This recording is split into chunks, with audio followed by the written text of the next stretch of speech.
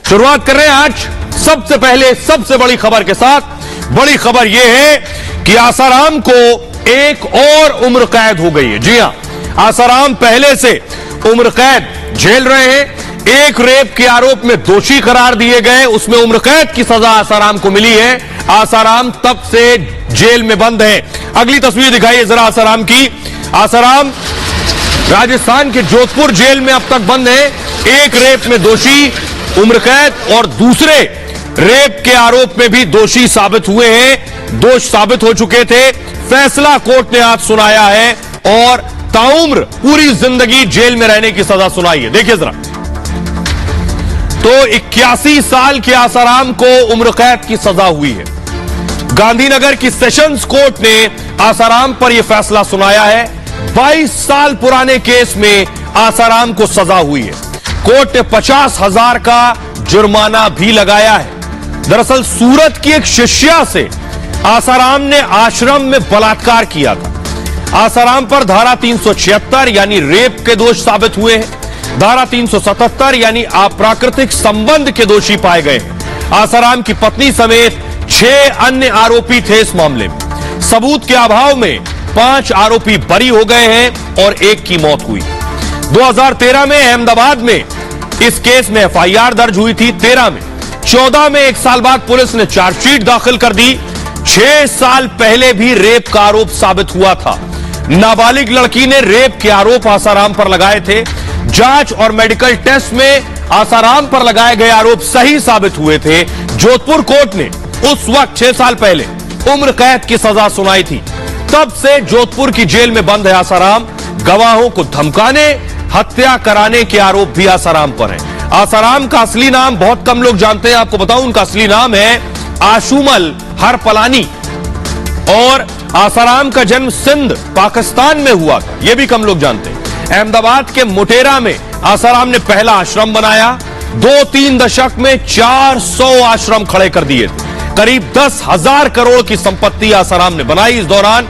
और अभी आसाराम को एक और केस में उम्र कैद हुई है। अब आप सोच रहे होंगे 2 उम्र कैद, 6 साल पहले उम्र कैद और एक अब उम्र कैद, तो उम्र कैद की दोनों सजाएं एक साथ चलेंगी, यानी पूरी जिंदगी जेल की सजा। अब सरकारी वकील क्या कह रहे हैं, उन्हें सुनिए। आसाराम को दोषित करार करने के बाद सजा के बारे में हमको सुनने के बाद इस नतीजे पे पहुंची है कि उनको 376 और 377 में लाइफ इम्प्रिजनमेंट की सजा दी गई है। बाकी की जो दूसरी सेक्शन थी उसमें माइनर पनिशमेंट दी है। लेकिन महत्व की बात यह है कि विक्टिम को 50,000 रुपये का मुआवजा दिए जाने का ऑर्डर दिया है। तो आसाराम अब जेल में रहेंगे पूरी जिंदगी। खबरों में आगे बढ़ते हैं। अब आपको मिलवाने जा रहा हूं मैं सनातन के नए पोस्टर बॉय से। बाबा बागेश्वर सरकार, जिनकी बात चारों तरफ हो रही है, पूरी दुनिया में उनकी बात हो रही है, लेकिन बाबा बागेश्वर जो है, उनके समर्थक, उनके भक्त बाबा बागेश्वर को हिंदुत्व का, सनातन का पोस्टर बॉय कह रहे हैं। तो बाबा ने आखिर ऐसा क्या कर दिया जो बाबा बागेश्वर सनातन के पोस्टर बॉय हो गए?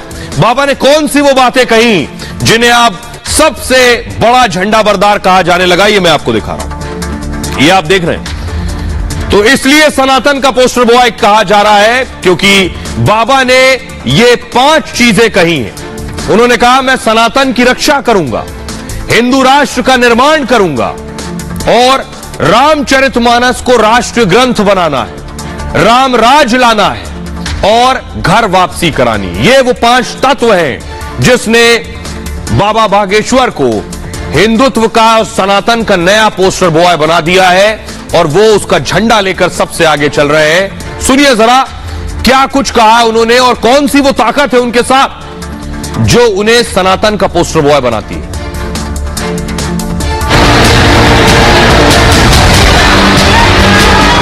इनको दिक्कत सनातन धर्म और हिंदू धर्म से है। ये दोगले लोग हैं। इनकी तैयारी सनातन धर्म को टारगेट करना है। इनका उद्देश्य सिर्फ धर्म को नुकसान पहुंचाना है। बाबा बागेश्वर चमत्कार और दिव्य शक्ति की बहस से अब आगे बढ़ गए।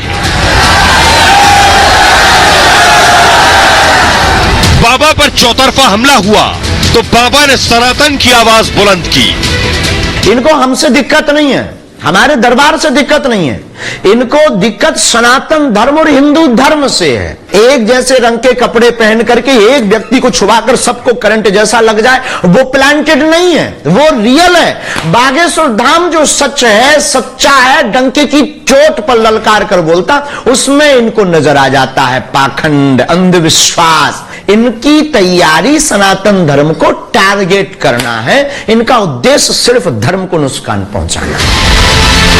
तो क्या बाबा बागेश्वर सनातन के अब नए पोस्टर बॉय बन गए हैं? बाबा ने जिस तरह से अपने विरोधियों को जवाब दिया और मुश्किल वक्त में उनके भक्त भी बाबा के साथ डटे रहे। बाबा देश में सनातन के नए और बड़े झंडा बरदार बन गए हैं। वो कथा कर रहे हैं, हिंदू धर्म का प्रचार कर रहे हैं, अच्छी बातें बता रहे हैं, कुछ गलत नहीं कर रहे हैं, लेकिन उनका विरोध जो है ये षड्यंत्र से प्रेरित है। उन्होंने नारा जो हिंदू राष्ट्र का दिया है, हिंदू राष्ट्र के लिए उन्होंने नारा दिया है, और जो विरोध हो रहा है वो वही लोग कर रहे हैं जो हिंदू राष्ट्र से विचलित हैं। हमको बहुत आनंद आ रहा है यहाँ आने के बाद। लोगों से पता चल रहा है कि उनकी आस्था इनके प्रति लोगों के पास कितनी है। आरोपों के बाद भी बाबा के लाखों करोड़ों समर्थक रोज बाबा के दरबार में पहुंच रहे हैं। बाबा को पता है सनातन के पोस्टर बॉय बनने के लिए उन्हें कैसे, क्या और कब बोलना है। अच्छा, इस भारत में कैंडल जलाना आस्था हो गया, इस भारत में चादर चढ़ाना आस्था है, लेकिन बालाजी की अर्जी लगाना, नारियल बांधना, हनुमान चालीसा का उपाय बताना अंधविश्वास हो गया। आपको फिर दिखने लगा 26 साल का युवा। तो पोस्टर बॉय के लिए बाबा की पहली क्वालिटी क्या है? सबसे पहले उन्होंने क्या बात कही और क्या दावा कर रहे हैं बाबा, सबसे पहले वो देखिए जरा। बाबा का सनातन ज्ञान यह है कि सनातन धर्म दुनिया का सबसे पुराना धर्म है। सनातन का अर्थ है सदा बना रहने वाला, जिसका न आदि है न अंत है। सनातन धर्म मूलतः भारतीय धर्म है। वैदिक काल में सनातन धर्म की बात है। ओम सनातन धर्म का प्रतीक चिन्ह है। धीरेन्द्र शास्त्री खुद को सनातन धर्म का बताते हैं। सनातन धर्म के अनुयायी धमकियों से नहीं डरते, वो ये कहते हैं कोई कितनी धमकी क्यों ना दे। भारत में जब जब सनातन धर्म की बात होती है तो इसके खिलाफ कुछ लोग आवाज उठाते हैं, लेकिन इन सवाल उठाने वालों से डरना नहीं है। हमें अपने ईष्ट बागेश्वर हनुमान जी पर भरोसा है। मुझ पर हमले सनातन के खिलाफ एक साजिश है, यह कहा बाबा बागेश्वर ने। सुनिए जरा कैसे सनातन को राष्ट्रीय धर्म बनाने की बात भी करते हैं और सनातन की पैरवी करते हैं, उनके विरोधी उन्हें टारगेट करते हैं। सुनिए। काल में जब भी सनातन की बात हुई, जब भी संस्कृति की बात हुई, तब ऐसा हुआ, लेकिन हमें अपने इष्ट पर भरोसा। साधु संत के तुम रखवारे, जिन बागेश्वर बालाजी की शरण में हम बैठे हैं बहन, उन पर हमें अपने भरोसा। तुम रक्षक काहू को न डरना। भारत में जितने भी सनातनीय हिंदू हैं वो बागेश्वर धाम के साथ हैं और होना ही चाहिए। अगर आपके भी रंग में हिंदुत्व का और सनातन का खून हो तो आपका भी सपोर्ट हम मांगेंगे, और ना हो तो कोई बात नहीं। हमने भी पढ़ा है कि कोई भी धर्म और मजहब आपस में लड़ने की इजाजत नहीं देता। प्रेम, भाईचारा, परस्पर मिलकर रहने की इजाजत हर धर्म देता है। अब वो जो कर रहे हैं, वो कह रहे हैं एक शब्द बहुअरथ युत जह शोभा के हित। अब सुनने और समझने का सबका अलग अलग है। फिर जितने लोग बोल रहे हैं ना, ये सब चेला बाबा राम रहीम के हैं। समझ रहे हैं ना? कुछ दिन के बाद फिर यो राम रहीम की तरह जेल में रहेंगे, देख लेना। तो सनातन के बाद बाबा बागेश्वर रामचरितमानस की बात करते हैं कि रामचरितमानस राष्ट्रीय ग्रंथ होना चाहिए, इसलिए पोस्टर बॉय हैं सनातन के बाबा। देखिए जरा क्या कहते हैं। वो कहते हैं रामचरितमानस की रचना तुलसीदास ने की थी और इससे श्रेष्ठतम महाकाव्य कहा जाता है, लेकिन रामचरितमानस पर भी सवाल उठ रहे हैं। मानस विवाद पर बागेश्वर सरकार ने बयान दिया है, रामचरितमानस को राष्ट्रीय ग्रंथ बनाया जाना चाहिए। मानस राष्ट्रीय ग्रंथ बनेगा तो राम राज आएगा, और मानस तोड़ना नहीं बल्कि जोड़ना सिखाता है। मानस की प्रतियां जलाने पर भी बाबा बोल चुके हैं। सनातन के खिलाफ यह इंटरनेशनल साजिश हो रही है, सभी सनातनियों को एक होना होगा। इसका जवाब देने के लिए सुनिए जरा रामचरितमानस पर क्या कहते हैं धीरेन्द्र शास्त्री और विरोधी। उन भगवान राम की जीवन गाथा श्री रामचरितमानस जो हमारे भारत का एक अनूठा ग्रंथ है, उसके प्रति अगर इस प्रकार का कोई कृत्य किया जाता, ये घोर निंदनीय है। और हमें इसके पीछे षड्यंत्र नजर आ रहे हैं। जिन लोगों ने भी यह जलाई है या कुछ भी किया है, ये बहुत निंदनीय है। रामचरितमानस राष्ट्रीय ग्रंथ हो, ऐसी मांगने की आजादी सबको है, हमको भी है। रामचरितमानस 100 करोड़ हिंदुओं की आस्था है, हनुमान चालीसा 100 करोड़ हिंदुओं की आस्था है। पर हम उनको यही कहेंगे, रामचरितमानस को भारतीय राष्ट्रीय ग्रंथ घोषित करना चाहिए, तभी भारत विश्व गुरु बनेगा। बड़े बड़े संतों, महंतों, धर्माचार्यों और जात विशेष के लोगों के पेट में दर्द क्यों? और अगर मैंने न्याय की बात कर दी तो तमाम ऐसे लोग जो संत, महंत, धर्माचार्य जैसे महत्वपूर्ण पद पर बैठे हैं और जात विशेष के लोग जो धर्म की ठेकेदारी चलाने का ढोंग करते हैं, अब वो अभी नया नया धर्म का चोला पहने हैं। उनको मैं इतना महत्व नहीं समझता कि उन पर मैं कोई टिप्पणी करूं।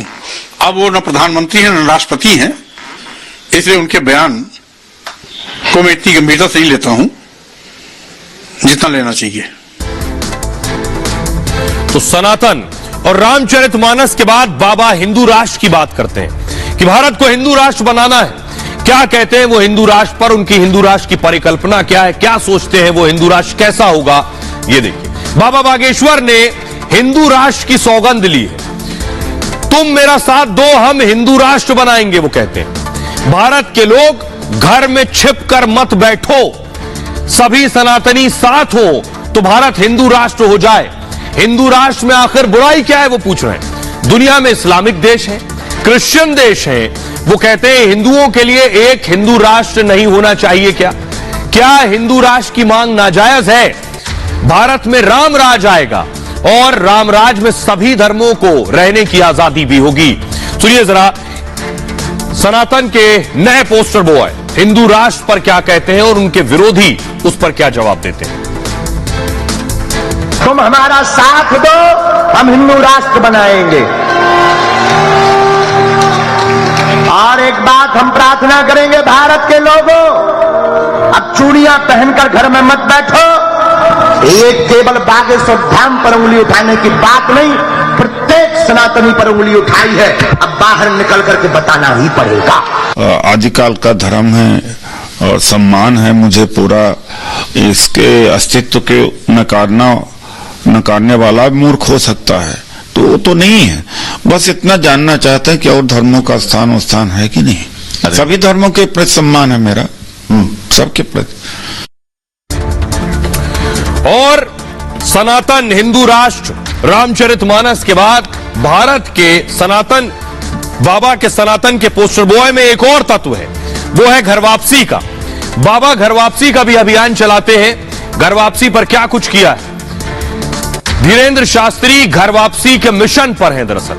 और आपको बताऊं कि क्रिसमस के दिन लोगों की घर वापसी करवाई थी 25 दिसंबर को। दामों में 328 ईसाइयों को हिंदू धर्म से जोड़ा था। रायपुर में भी बाबा के दरबार में घर वापसी हुई। बाबा ने ईसाई मिशनरियों को निशाने पर लिया। धर्मांतरण पर मिशनरी करोड़ों खर्च करती है, बाबा कहते हैं। हमने उनके प्लान को पूरी तरह से चौपट और फेल कर दिया है। अब बागेश्वर सरकार के खिलाफ साजिश रच रहे हैं वो लोग जिनकी दुकानें हमने बंद कर दी है। बागेश्वर धाम पर वो लोग सवाल उठा रहे हैं क्योंकि इन्हें डर है कि 5 साल में इनका खेल खत्म हो जाएगा। धर्मांतरण के खिलाफ मेरा आंदोलन जारी रहेगा, वो कहते हैं। दूसरे धर्म में गए लोगों की घर वापसी कराता रहूंगा। इससे वामपंथी लोग विचलित हो गए हैं। हम किसी तरह का कोई पैसा नहीं कमा रहे हैं। सुनिए क्या कुछ कहते हैं घर वापसी पर बाबा और बरेली के धर्मगुरु। सनातन हिंदू धर्म में आपका स्वागत है। आज से पूरे भारत के 100 करोड़ हिंदू भाई आपका परिवार है, बहन। हम सब साथ हैं, हम तो है ही है।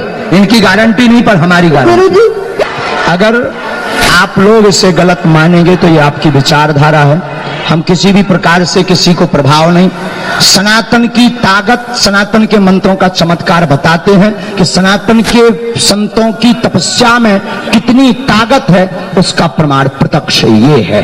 इनको भय और डर ये है कि जो ये करोड़ों रुपए खर्च करके भोले भाले हिंदुओं को ट्रिक दिखा करके सनातन धर्म से अपने धर्म में ले जाते थे, हमने उस पर रोक लगा दिया। हमने पोल खोल दी कि ऐसा कुछ होते ही नहीं है, रियल तो ये है और ऐसा करके कोई अन्य पंथ का व्यक्ति बता दे तब बहादुर माने। तो उनकी भीतर की जो नस है ना वो ढीली हो गई, नट बोल्ट ढीले हो गए। उनको डर लग गया कि ये आदमी 2-4 साल में हमारे पूरे प्रोग्राम फेल कर देगा। उनको ये दिक्कत हो गई। बाबा धीरेन्द्र कृष्ण शास्त्री ने जो तौर तरीका इख्तियार किया है, इससे पूरे भारत में नफरत फैल रही है। उन्होंने अब तक 328 लोगों का मजहब तब्दील कराया और वो मजहब इस्लाम के खिलाफ प्रचारित कर रहे हैं। उन्होंने खुद कहा कि टोपी वालों को भी हम सनातन धर्मी बना देंगे और इस तरीके से बाबाओं को सीधे सीधे इस्लाम को बदनाम करने वाले लोगों को के खिलाफ कानूनी कार्रवाई होना चाहिए।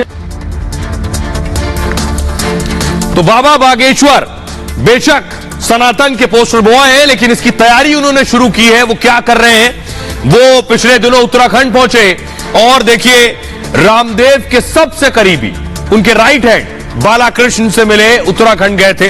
अगली तस्वीर दिखाइए जरा।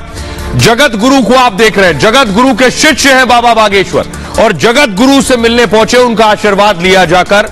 अगली तस्वीर दिखाइए और जल्द ही योगी आदित्यनाथ से भी मुलाकात कर सकते हैं बाबा बागेश्वर। उनका मकसद है सभी को जोड़ना, एक सूत्र में पिरोना।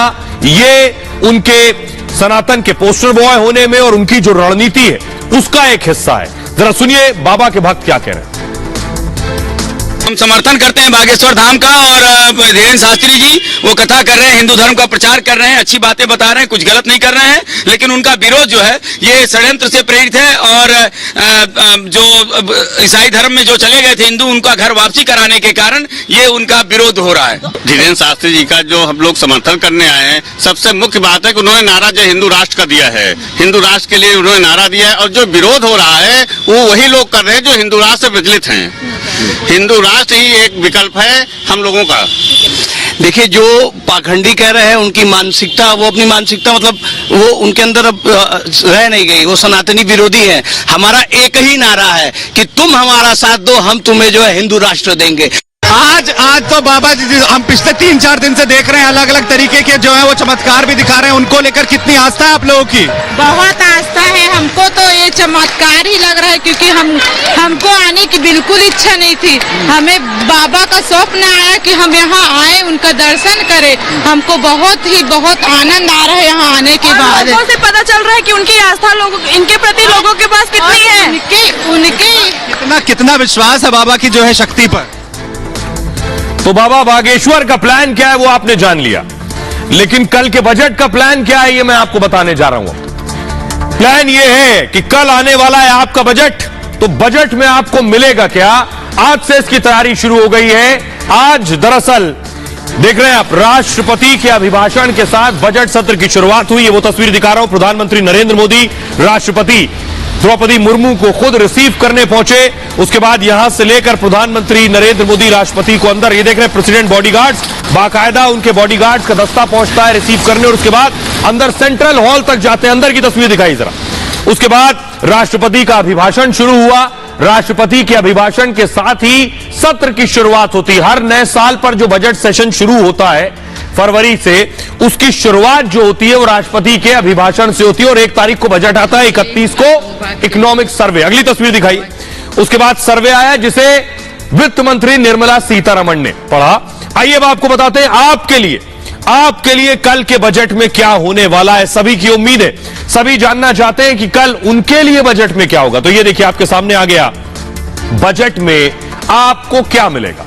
कल संसद में बजट सुनाएंगी वित्त मंत्री निर्मला सीतारमण, तो इसको प्ले कीजिए। सबसे पहले नौकरी पेशा लोगों के लिए बजट में क्या होगा। नौकरी पेशा लोगों के लिए खबर यह है कि इनकम टैक्स में आपको छूट मिल सकती है। 2.5 लाख की जो छूट है वो बढ़ाकर 5 लाख रुपए की जा सकती है। महिलाओं को 10 लाख तक की छूट मिल सकती है इनकम टैक्स में। होम लोन ब्याज पर 5 लाख की छूट संभव है। दूसरी बड़ी खबर, आम आदमी को बजट से क्या मिल सकता है? एलपीजी सस्ती हो सकती है। और आम आदमी के लिए दूसरी अच्छी खबर, आयुष्मान हेल्थ स्कीम का दायरा बढ़ाया जा सकता है, यानी और ज्यादा संख्या में लोगों को यह आयुष्मान भारत योजना के अंतर्गत लाया जा सकता है। अगली बड़ी खबर, किसानों को बजट में क्या मिल सकता है? किसान सम्मान निधि की रकम बढ़ सकती है। सबसे बड़ी खबर कल की ये हो सकती है। 6,000 रुपए अभी जो मिलता है सालाना, वो 6 से बढ़ाकर 9,000 रुपए सालाना किया जा सकता है। 11 करोड़ से ज्यादा किसानों को इसका लाभ मिला है। और खेती के उपकरणों, मशीनों में टैक्स छूट संभव, यानी खेती किसानी के उपकरण सस्ते हो सकते हैं। खेती के उपकरणों, मशीनों पर टैक्स छूट मिल सकती है। मूव कीजिए इसे आगे। और इसके अलावा क्या कुछ होगा युवाओं के लिए? एजुकेशन लोन सस्ता हो सकता है। मुद्रा स्कीम में कर्ज की लिमिट बढ़ सकती है। मुद्रा स्कीम यानी जिन्हें स्वरोजगार शुरू करना है उनके लिए रोजगार सृजन काल को लेकर बड़ा ऐलान हो सकता है। सीनियर सिटीजन्स के लिए टैक्स छूट भी संभव है, यानी बुजुर्गों के लिए क्या है? ट्रेन में क्या होगा? रेलवे के लिए क्या होगा? कई नई वंदे भारत ट्रेन का ऐलान भी हो सकता है। रेल किराया सस्ता होने की उम्मीद की जा रही है। रेल किराए में बुजुर्गों को रियायत मुमकिन है, ऐसा कहा जा रहा है। ये सारी चीजें कल के बजट में हो सकती हैं। सबकी नजरें और निगाहें वित्त मंत्री निर्मला सीतारमण के पिटारे में रहने वाली हैं। सुनिए जरा प्रधानमंत्री मोदी ने बजट पर आज क्या कहा। आज के वैश्विक परिस्थिति में भारत के बजट के तरफ न सिर्फ भारत का लेकिन पूरे विश्व का ध्यान है। डावाडोल विश्व की आर्थिक परिस्थिति में भारत का बजट भारत के सामान्य मानवी की आशा आकांक्षाओं को तो पूरा करने का प्रयास करेगा ही, लेकिन विश्व जो आशा की किरण देख रहा है उसे वो और अधिक प्रकाशमान नजर आए, वैसी आवाज चारों तरफ से सकारात्मक संदेश लेकर के आ रही है। आशा की किरण लेकर आ रही है, उमंग का आगाज लेकर के आ रही है। सदन देश के नीति निर्धारण में बहुत ही अच्छी तरह से चर्चा करके अमृत निकालेगा जो देश को काम आएगा। आइए, तो बजट कल आना है। आज सर्वे आया है और इससे पहले एक बहुत अच्छी खबर आ गई है। अच्छी खबर जो सीधे आपकी जेब से भी जुड़ी हुई है। ये मैं क्यों कह रहा हूं, ये मैं आपको बताने जा रहा हूं कि आईएमएफ की रिपोर्ट आई है। आईएमएफ क्या है ये आपको बताऊंगा, लेकिन पहले रिपोर्ट जो खुशखबरी लेकर आई है वो देखिए जरा। आईएमएफ की रिपोर्ट कह रही है कि भारत दुनिया की सबसे तेज अर्थव्यवस्था है। भारत 2023 में 6.1% की जीडीपी से तेजी से आगे बढ़ेगी। अनुमान भारत का इससे ज्यादा है। आईएमएफ बेशक कम लगा रही है, लेकिन उसमें भी हम सबसे आगे हैं। देखिए जरा, अमेरिका 1.4% अर्थव्यवस्था 2023 की में बढ़ेगी। Germany 0.1%, Bharat 6.1%, France 0.7%, Italy 0.6%। सोचिए जरा भारत के लिए कितनी अच्छी खबर है। इन सारी स्थितियों में, यानी कोरोना के दौर में, रूस यूक्रेन में युद्ध चल रहा है उस दौर में, इन सारे हालात में भारत की जीडीपी देखिए। जापान 1.8%, ब्रिटेन 0.6%, चीन 5.2%, हमसे पीछे रहने वाला है चीन। रूस 0.3%, बेशक रूस पर असर होगा रूस यूक्रेन युद्ध का, लेकिन भारत के लिए इससे अच्छी खबर नहीं हो सकती है। और आइए मैं आपको बताने जा रहा हूं, जो लोग नहीं जानते हैं कि आखिर आईएमएफ है क्या, आईएमएफ के बारे में जान लीजिए। आईएमएफ क्या है, तब आपको अंदाजा होगा कि आईएमएफ की रिपोर्ट के मायने क्या है। आईएमएफ अगर कुछ बात कह रहा है तो उसे गंभीरता से लेना होगा। आईएमएफ अंतर्राष्ट्रीय मुद्रा कोष है, संयुक्त राष्ट्र की प्रमुख वित्तीय एजेंसी आईएमएफ। दुनिया के 190 देश इसके सदस्य हैं। इसका उद्देश्य दुनिया में विकास को बढ़ावा देना है। सदस्य राष्ट्रों की आर्थिक स्थिति पर यह नजर रखती है और देशों की आर्थिक तकनीकी सहायता भी प्रदान करती है, आर्थिक विकास को सुगम बनाने में सहयोग देती है, अंतर्राष्ट्रीय व्यापार को सुविधाजनक बनाने का काम करती है, दुनिया में गरीबी को कम करने के लिए भी काम करती है। ये जरूरत पड़ने पर देशों को कर्ज भी उपलब्ध कराती है, संकट में फंसे देशों की मदद करती है। अब आईएमएफ के बारे में समझिए कि पाकिस्तान हाथ फैलाकर भीख मांग रहा है आईएमएफ से कि कर्ज दे दो। इस अमेरिकी संस्था ने भारत को सबसे आगे नंबर 1 पर रखा है। अब आप अंदाजा लगा सकते हैं। आगे बढ़ते और इस दरमियान देखिए, लेकिन विरोधी अपनी केवल मोदी विरोध में ही डूबे जा रहे हैं। राष्ट्रपति का आज अभिभाषण हो रहा था। आपको जानकर ताज्जुब होगा कि राष्ट्रपति का अभिभाषण दोनों सदन के लोग, राज्यसभा और लोकसभा दोनों सदनों के सदस्य, सांसद सेंट्रल हॉल में एक साथ बैठते हैं, तब सुनते हैं। इसका कोई बॉयकॉट नहीं करता है। लेकिन सियासत में इस हद तक डूब चुकी पार्टियां, खासतौर पर आपको बताऊंगा वो पार्टियां जिन्होंने विरोध किया है, जिन्होंने राष्ट्रपति के अभिभाषण का भी बॉयकॉट किया है, राष्ट्रपति के अभिभाषण को सुनने के बजाय संसद से बाहर निकलकर चले गए। अब आपको अंदाजा लगेगा कि आखिर हुआ क्या। देखिए जरा, राष्ट्रपति का अभिभाषण चल रहा था, केजरीवाल और केसीआर की पार्टी ने इसका भी बहिष्कार कर दिया। अभिभाषण का बहिष्कार करके सदन से बाहर चले गए। आम आदमी पार्टी ने कहा कि राष्ट्रपति का जो अभिभाषण है वो झूठा है, मोदी सरकार के झूठे वादों का पुलिंदा है। मोदी सरकार हर मोर्चे पर फेल साबित हुई है और केसीआर की पार्टी बीआरएस के सांसदों ने विरोध जताया। सदन की एक मर्यादा होती है, आपको सरकार से आपत्ति हो सकती है, लेकिन राष्ट्रपति का सम्मान रखते हुए राष्ट्रपति के अभिभाषण को सुनना और सदन में मौजूद रहना। पहला दिन बजट सत्र का, उसके बाद यह रुख बीजेपी ने आम आदमी पार्टी और बीआरएस को घेरा है। विपक्ष विरोध की मर्यादा भूल गया है। विरोध की भी एक सीमा होती है। बजट सत्र के हंगामेदार होने की संभावना जताई जा रही है। विपक्ष महंगाई, भारत चीन सीमा मुद्दा और बीबीसी की डॉक्यूमेंट्री हिंडनबर्ग की रिपोर्ट पर सरकार को घेर सकती है। आइए अब आपको सुनवाने जा रहे हैं। आम आदमी पार्टी की इस हरकत के बाद बीजेपी हमलावर है। दोनों को सुनिए क्या कह रहे हैं। कि राष्ट्रपति के अभिभाषण में महामहिम राष्ट्रपति जी के द्वारा लिखा गया एक भी शब्द नहीं होता।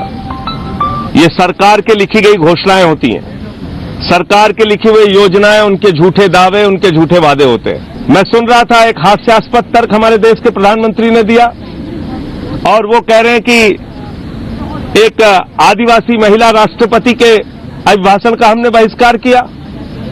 प्रधानमंत्री जी, देश की करोड़ों वो आदिवासी महिलाएं जो सब्जी की दुकान लगाती है और बचत होती है तो एसबीआई में, एलआईसी में पैसा लगाती है, उनको आपसे जवाब चाहिए। भारतीय संसदीय मर्यादा के सम्मान के लिए इतने महत्वपूर्ण अवसर पर आम आदमी पार्टी और टीआरएस ने इस अभिभाषण का बहिष्कार किया। ये बहुत ही पीड़ादायक है। इसका मतलब क्या है? क्या देश की राजनीति में विरोध के लिए हम सारी संवैधानिक मर्यादाओं को तार तार कर देंगे?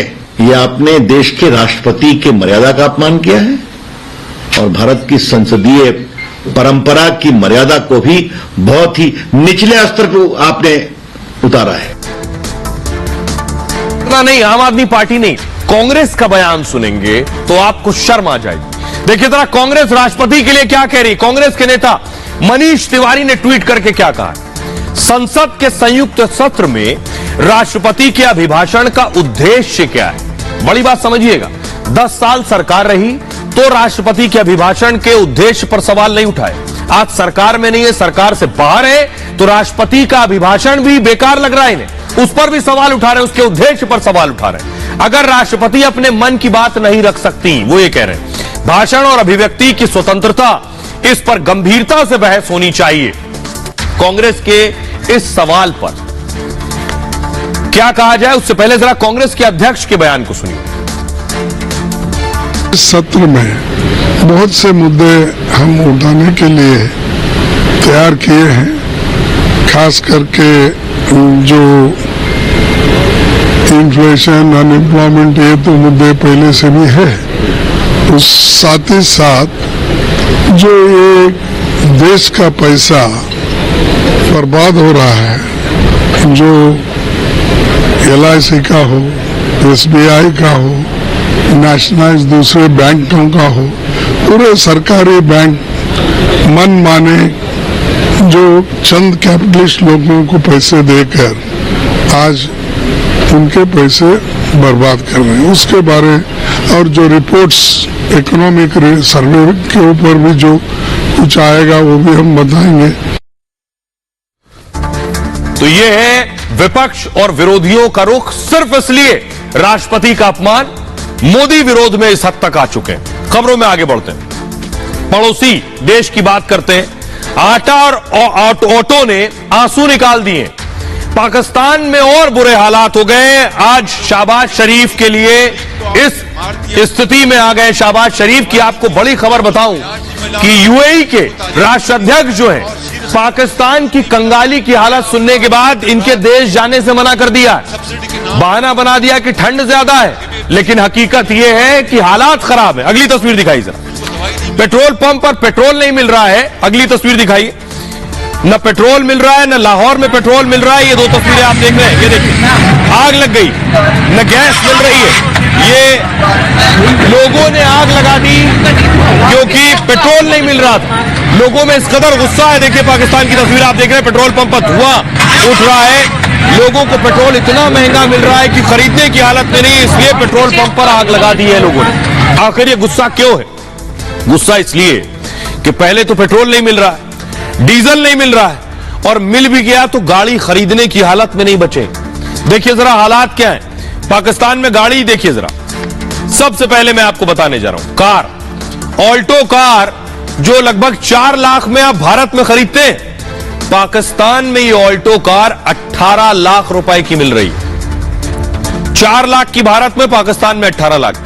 जो आप वैगनार गाड़ी लगभग 5.5 लाख रुपए में भारत में खरीदते हैं, पाकिस्तान में ये वैगनार 26 लाख रुपए की है। 26 लाख की। ये अगली गाड़ी देखिए, स्विफ्ट आ गई है। स्विफ्ट भारत में लगभग 7 लाख की है। पाकिस्तान जाएंगे खरीदने, या पाकिस्तान के रेट है 41 लाख रुपए। भारत से कितना गुना ज्यादा है सोचिए। ये बड़ी गाड़ी आ गई फॉर्च्यूनर, जो भारत में आप 35 लाख रुपए में खरीद सकते हैं। पाकिस्तान में कीमत देखिए जरा, 1,70,00,000। यहां 35 लाख, वहां 1,70,00,000।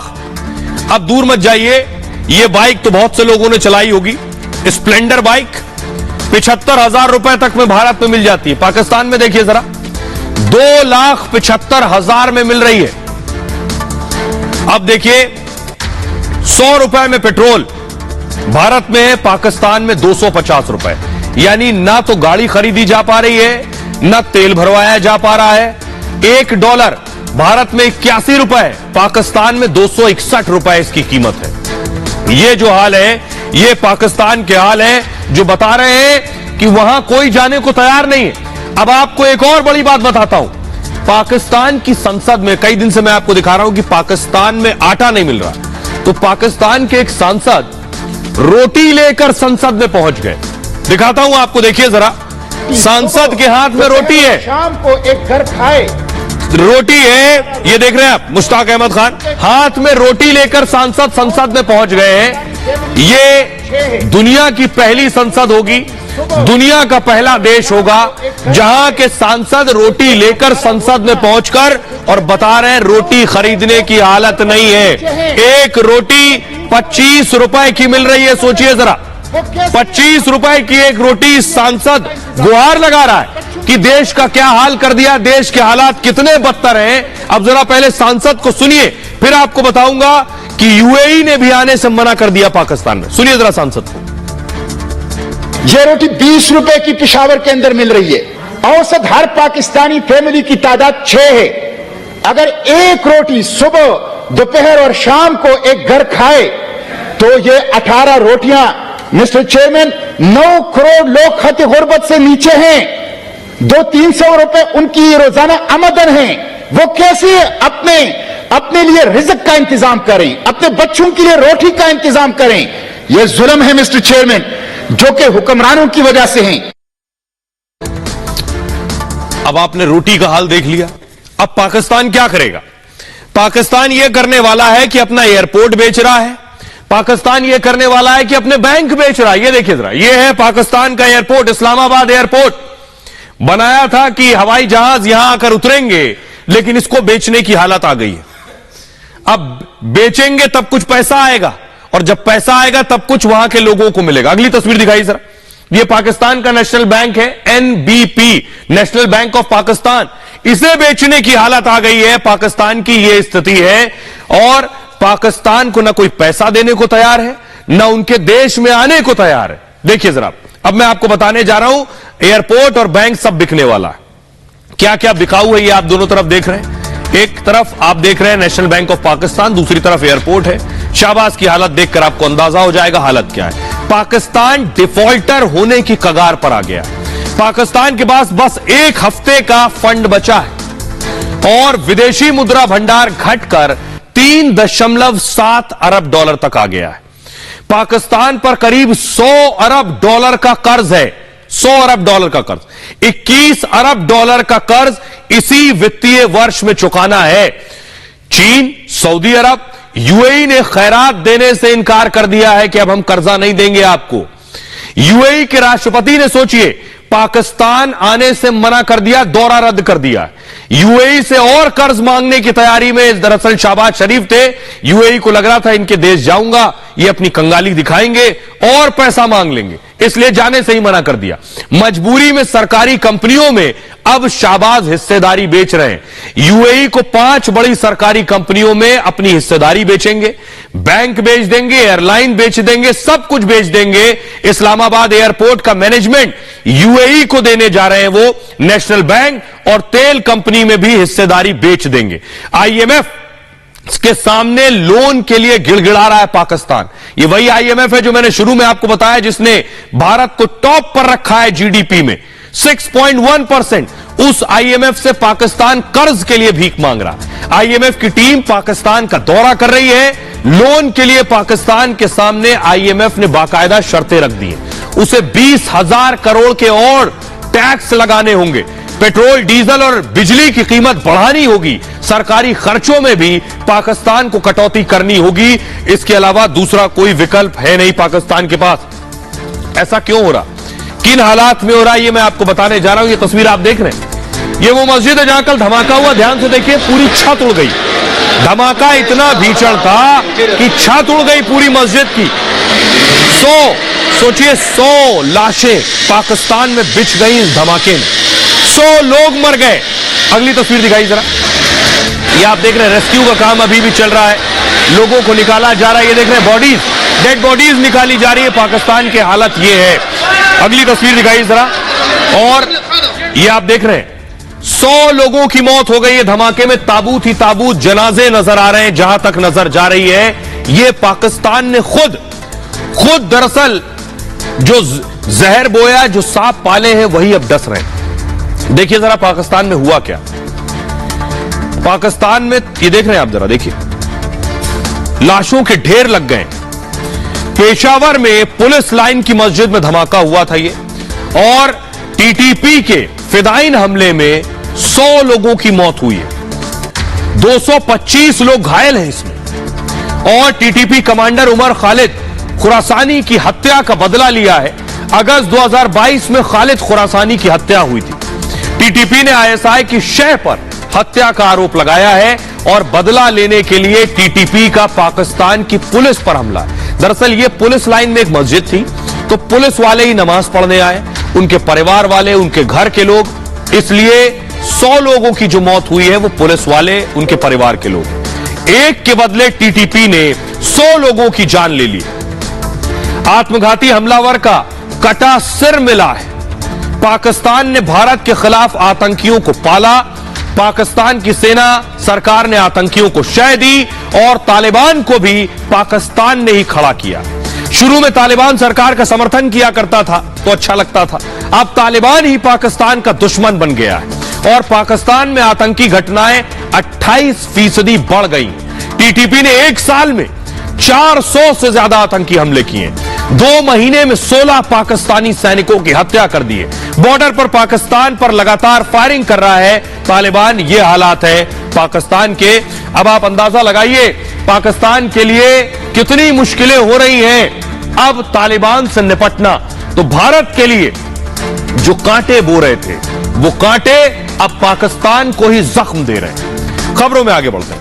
आज की एक और बड़ी खबर है।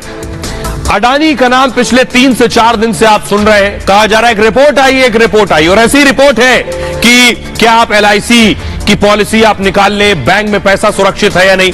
तो ये जो फ्रॉड का आरोप है ये सच है या झूठ, इस पर हम आप बताएंगे आपको। उससे पहले तस्वीरें दिखाता हूं। गौतम अडानी को आप देख रहे हैं। गौतम अडानी भारत के बड़े उद्योगपति हैं। इन पर ये आरोप लगाए गए हैं। अगली तस्वीर दिखाइए जरा। हिंडनबर्ग रिसर्च एजेंसी है, उसने आरोप लगाए और इनका मालिक कौन है अगली तस्वीर दिखाइए। यह है नाथन एंडरसन जिसने आरोप लगाए। जरा रिपोर्ट देखिए, उसके बाद आपको बताऊंगा इसमें सच कितना है और झूठ कितना।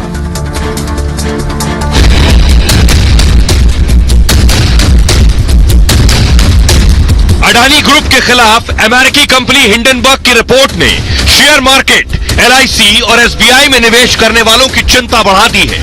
आम लोग सवाल कर रहे हैं क्या LIC में लगाया पैसा सुरक्षित है। हिंडनबर्ग की रिपोर्ट के बाद अडानी की कंपनी को 5 लाख करोड़ से ज्यादा का नुकसान हुआ।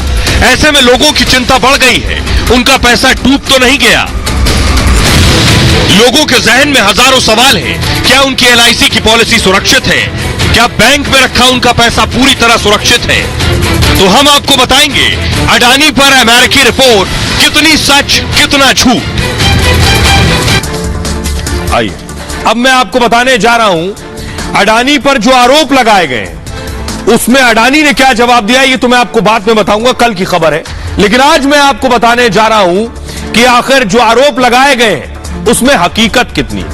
कहा जा रहा है कि LIC ने अडानी को कर्ज दिया था और अडानी डूब गए तो LIC का कर्ज डूब जाएगा और LIC का कर्ज डूब जाएगा तो आपकी LIC की पॉलिसी डूब जाएगी। आपने कहीं और से अगर बैंक में पैसा जमा कर रखा है किसी और बैंक में और अडानी ने कर्ज लिया है तो वो भी डूब जाएगा। क्या ऐसा होगा ये मैं आपको बताता हूं। LIC की कुल संपत्ति कितनी है? 41 लाख करोड़। कितनी? LIC की कुल संपत्ति है 41 लाख करोड़ और 41 लाख करोड़ में से अडानी को कर्जा कितना दिया है? 36,474 करोड़। सोचिए जरा, 41 लाख करोड़ की संपत्ति है, कर्जा दिया है 36,000 करोड़। LIC की संपत्ति का कितना परसेंट है? 0.98% निवेश है। समझ रहे हैं? अब आप इसका अंदाजा समझ रहे हैं। LIC के निवेश की जो मार्केट वैल्यू है, यानी जो अडानी को निवेश के तौर पर पैसा दिया है, जो पैसा दिया लगभग 30,000 करोड़ से ज्यादा, वो अभी 56,000 करोड़ रुपए हो चुका है। यानी वो पैसा जो निवेश किया था अडानी में वो ऑलरेडी पहले से ही लगभग 2 गुना हो चुका है। अडानी में निवेश से LIC को फायदा हुआ, छप्पर फाड़ फायदा हुआ।